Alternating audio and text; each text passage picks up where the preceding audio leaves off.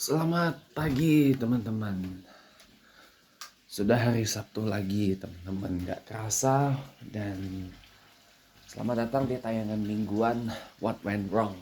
Ya, bahas tentang apa menjadi persoalan publik selama sepekan. Beberapa hal-hal yang dinilai salah. Di sini adalah tempat yang bebas untuk Anda menjudge orang, menjudge sesuatu yang bisa Anda nilai salah, dan tentu saja ini bisa menarik perhatian banyak orang. Lagi terpaksa saya berikan, tentu saja we cannot have joint winners ya untuk hadiah dari saya Plank of the Week yang biasa saya berikan di akhir acara, tapi terpaksa untuk minggu ini Plank of the Week-nya saya berikan di awal acara, dan hadiah Plank of the Week kali ini lagi terpaksa saya berikan kepada Presiden Jokowi. Ya, karena What Went Wrong minggu ini masih tentang maha benar Jokowi dengan segala cawe-cawenya, gitu loh. Kita bayangkan ya, hari ini hari Sabtu tanggal 3 Februari 2024.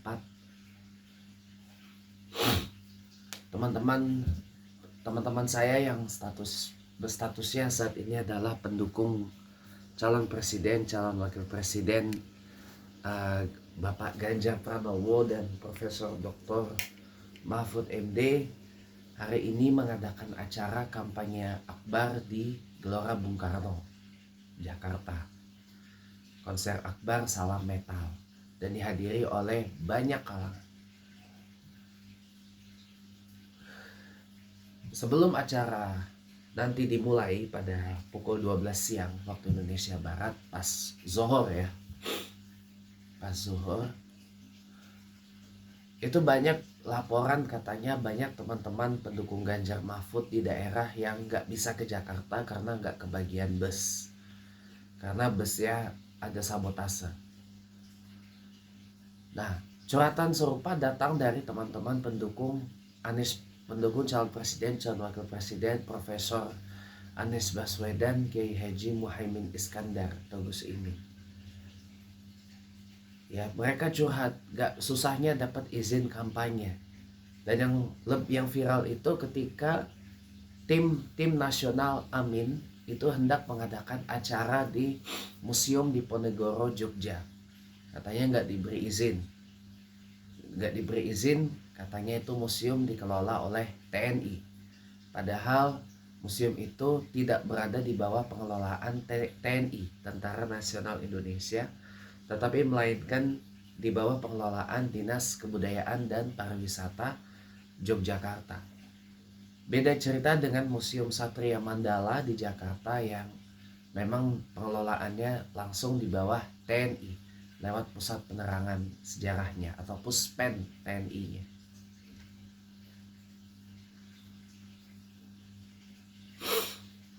Nah, ini gimana gitu ya. Dan yang lebih parah lagi adalah ketika seorang Presiden Jokowi membagi-bagikan bantuan sosial atau bansos yang dilakukan mirisnya di depan Istana Merdeka, divideokan oleh Menteri Erick Thohir, dan itu dibagi-bagikan kepada mereka yang melintas di depan Istana Merdeka itu. Dan rata-rata mereka yang melintas di Istana Merdeka itu adalah mereka-mereka yang punya mobil, yang punya motor. Dan itu lingkungan yang boleh dibilang lumayan berada lah. Tidak jauh seberangnya Istana Merdeka ada Monas. Gak jauh dari situ ada kantor-kantor kementerian. Ada kantor RRI, Radio Republik Indonesia. Ada kantor MK, Mahkamah Konstitusi. Ada kementerian-kementerian di situ, Kementerian Komunikasi Informatika, Kementerian Pertahanan, Kementerian Koordinator Politik Hukum dan Keamanan. Di belakangnya Kementerian Pemberdayaan Perempuan dan Perlindungan Anak. Dekatnya lagi Kementerian Pariwisata dan Ekonomi Kreatif. Gak jauh dari situ ada Bank Indonesia. Gak jauh dari situ ada Kementerian Energi Sumber Daya Mineral. Gak jauh dari situ ada Perpustakaan Nasional. Gak jauh dari situ ada Lemhanas, Lembaga Pertahanan Nasional. Gak jauh dari situ ada Perpustakaan Nasional, ada Balai Kota Jakarta, ada Istana Wakil Presiden. Gak jauh dari situ Istana Merdeka, ada Kejaksaan Agung, Supreme Court. Gak jauh dari situ ada Kementerian Dalam Negeri. Gak jauh dari situ ada banyak lah, ada Masjid Istiqlal, ada Stasiun Gambir. Itu rata-rata mereka orang yang berada semua. Dibagikan bansos langsung, viral lagi, dan itu disorot oleh seluruh dunia. Dan itu banyak pihak yang menilai tindakan tersebut memalukan. Memang memalukan.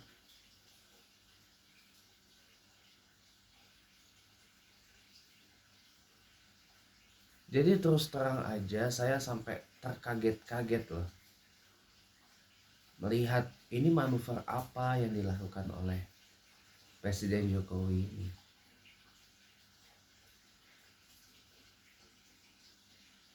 Berawal pada perasaan sakit hati dari istri beliau, Ibu Iriana, ibu negara, yang terus menerus memendam rasa kecewa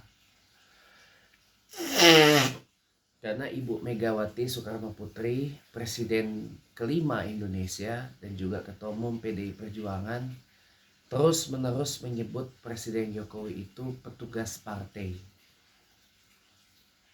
Bahkan pernah ada satu video di mana Presiden Jokowi dihadapkan dengan Ibu Mega, dan itu divideokan difoto, didokumentasi oleh Ibu Puan. Ya sebagai kader PDI Perjuangan wajar kalau Presiden Jokowi disebut oleh Ibu Presiden Megawati Soekarno Putri adalah petugas partai, party officer, wajar. Semua partai itu kader-kadernya petugas partai. Mau partai apapun itu di Indonesia, dan itu tidak hanya dimonopoli oleh PDIP. Partai Gerindra kader-kadernya petugas partai. Partai Golkar kader-kadernya petugas partai. Sekalipun kader-kadernya banyak yang mentereng. Kayak Luhut Panjaitan, Yusuf Kala, Bambang Susatyo, ya, Agus Gumiwang Kartasasmita, dan masih banyak lagi. Sekalipun Akbar Tanjung itu juga petugas partai di Golkar itu. Dan semuanya itu memang petugas partai. Party officers namanya. Itu kalau dalam istilah partai. Mungkin Ibu Iriana sakit hati kali. Pengennya tuh Pak Jokowi itu diperlakukan seperti presiden. Dihormati sebagai presiden. Tentu satu PDIP menghormati kok Pak Jokowi sebagai presiden. Termasuk Ibu Presiden Megawati Soekarno Putri. You don't have to teach her.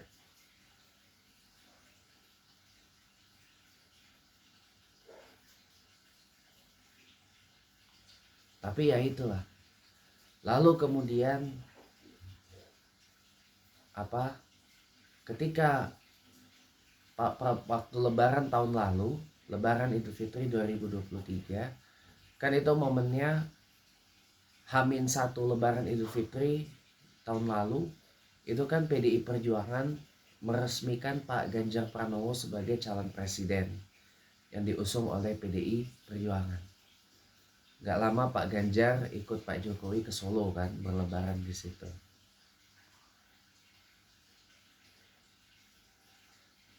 Abis dari Masjid Syekh Zayed, siangnya Pak Jokowi nerima Pak Prabowo ke rumahnya di Sumber, Solo.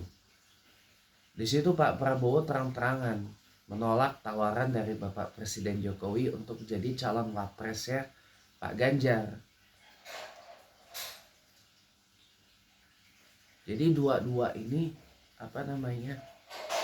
tadinya Pak Ganjar dan Pak Prabowo itu hendak disatuin sama Pak Jokowi.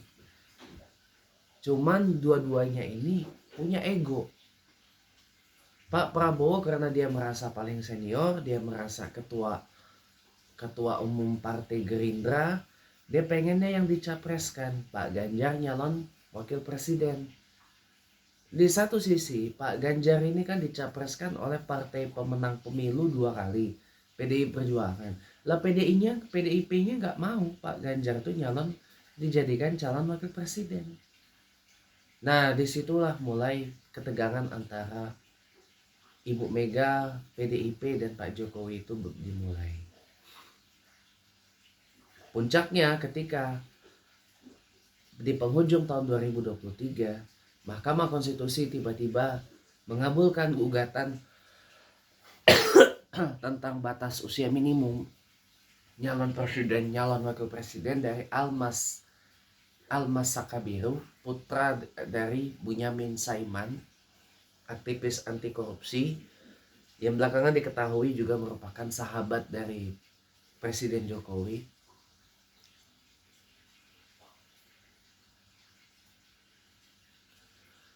Dan isi gugatannya adalah batas usia minimal 40 tahun dan beliau terang-terangan menyebut Gibran Rakabuming sebagai wali kota berprestasi.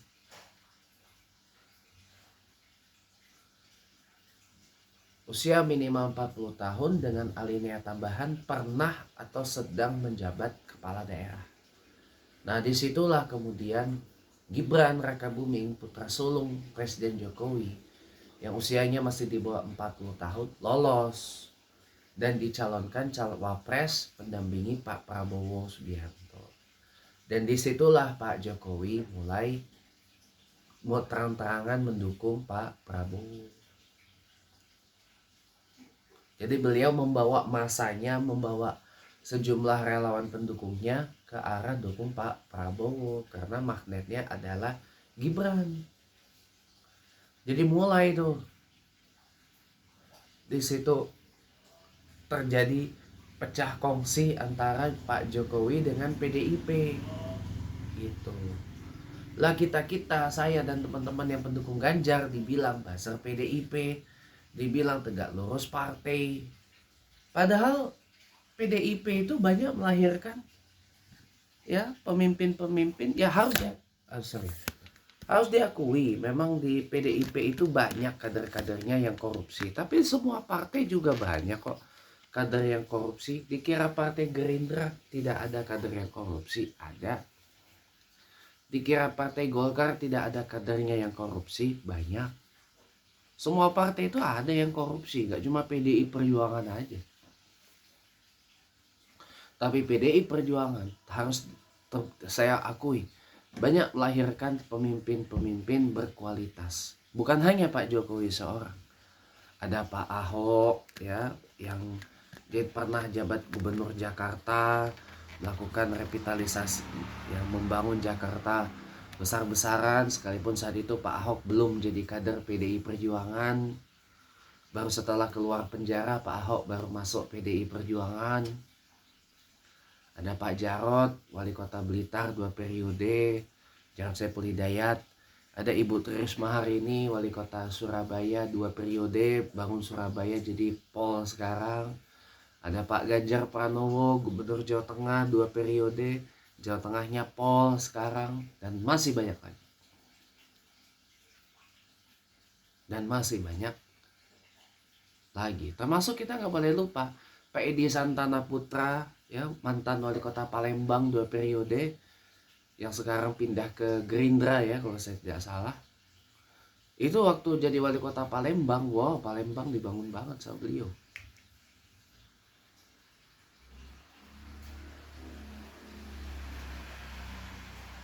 Bahkan Palembang makin pol lagi ketika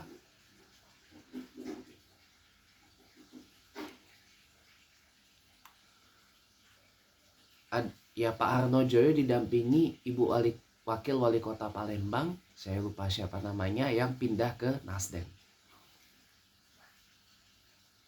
Gitu. Palembang jadi pol sekarang. Coba bayangkan itu. PDIP banyak melahirkan kader-kader hebat, pemimpin-pemimpin berkualitas, difitnah. gitu loh.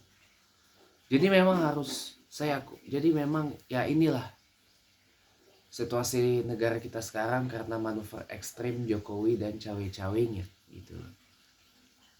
Bahkan Presiden Jokowi sendiri membenarkan dirinya boleh berkampanye asal tidak menggunakan fasilitas negara dan berkampanye di hari cuti. Jadi dan yang lebih parah lagi, sebagaimana yang saya sampaikan minggu lalu, Presiden Jokowi ketika mau berkampanye harus meminta izin ke dirinya sendiri, yang menandatangani dirinya sendiri, yang mengajukan dirinya sendiri, yang nandatangani dirinya sendiri juga. Jadi ini apa ya? Sebenarnya Pak Jokowi itu lagi ngelawak, tapi ngelawakannya tidak lucu. Percis Pak Jokowi itu lagi main komedi putar, tapi komedi putarnya tidak memberikan hiburan apa-apa untuk yang menikmatinya. Jadi percis Pak Jokowi membagikan kepada kita komedi putar, nyuruh kita naik komedi putar, tapi komedi putar itu justru tidak memberikan hiburan apa-apa ke kita. Itu yang terjadi sekarang. Masyarakat sudah mulai bersuara, publik sudah ngamuk, sivitas akademika sudah mulai angkat bicara. Tokoh-tokoh bangsa yang senior-senior, yang sesepuh-sesepuh, para guru bangsa sudah mulai bersuara. Sudah mulai naik suara atas situasi yang terjadi saat ini di Indonesia. Banyak yang berharap Pak Jokowi kembali ke jalur demokrasi. Banyak yang berharap Pak Jokowi kembali ke jalur yang benar. Harus berada di atas semua calon presiden. Sekalipun Pak Jokowi masih tercatat kader PDIP, Pak Jokowi nggak bisa menunjukkan dukungannya kepada Pak Ganjar terang-terangan. Misal, sekalipun Pak Jokowi sudah menyatakan secara eksplisit jatahnya Pak Prabowo, tapi seharusnya Pak Jokowi nggak bisa memberikan dukungannya secara terang-terangan kepada Pak Prabowo karena ada anaknya di situ, Mas Gibran. Karena disuruh majikannya Pak Luhut Panjaitan. Anda bayangkan banyak banget bisnis Pak Jokowi dan Pak Luhut Panjaitan di mana-mana. Termasuk bisnis tambang di Kalimantan Timur itu yang kapal tongkangnya menggunakan nama Jokowi dan Irian. Itu diungkap oleh beberapa investigatif whistleblower dan itu masuk kepada majalah Tempo. Jadi saya kutip yang dikatakan Profesor Anies Baswedan, kekuasaan itu bukan hanya sekedar bisnis, bukan hanya sekedar uang. Kekuasaan itu kalau dipergunakan dengan baik dan benar, itu bisa digunakan untuk melayani kepentingan masyarakat, untuk melayani rakyat dengan penuh penjiwaan.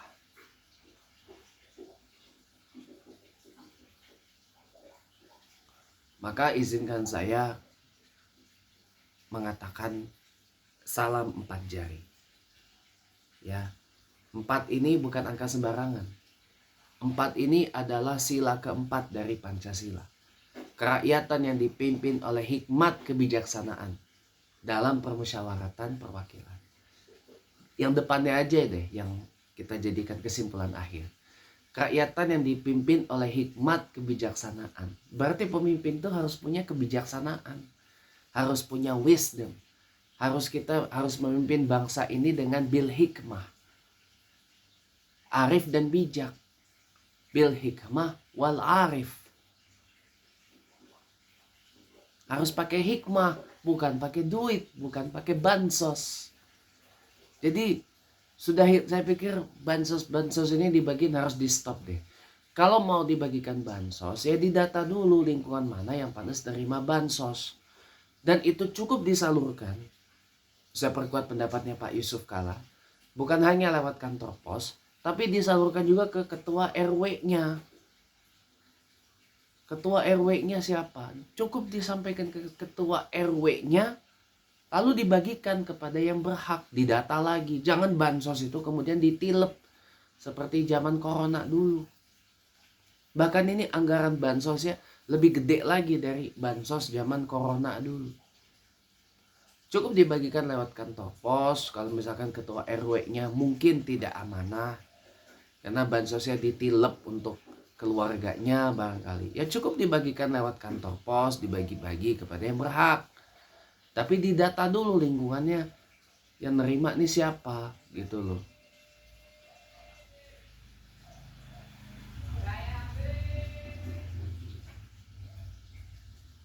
Jangan asal membagikan bansos itu.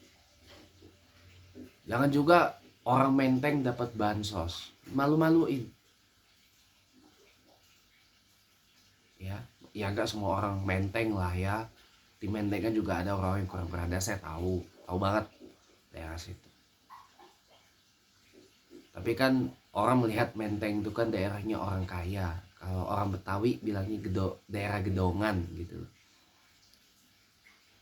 Masa iya orang gedongan nerima bansos gitu? Kan nggak mungkin banget katanya. Jadi begitu, didata dulu.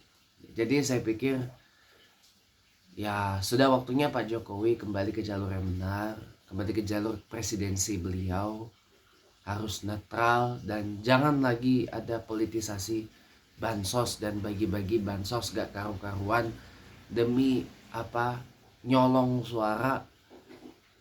Yang penting Mas Gibran jadi wakil presiden dan itu bisa disetir kepresidenannya Pak Prabowo oleh Pak Jokowi. Presiden Indonesia nggak bisa disetir oleh siapapun harusnya. Ya, inilah What Went Wrong untuk minggu ini. Kita jumpa lagi dalam What Went Wrong Sabtu minggu depan. Bye bye.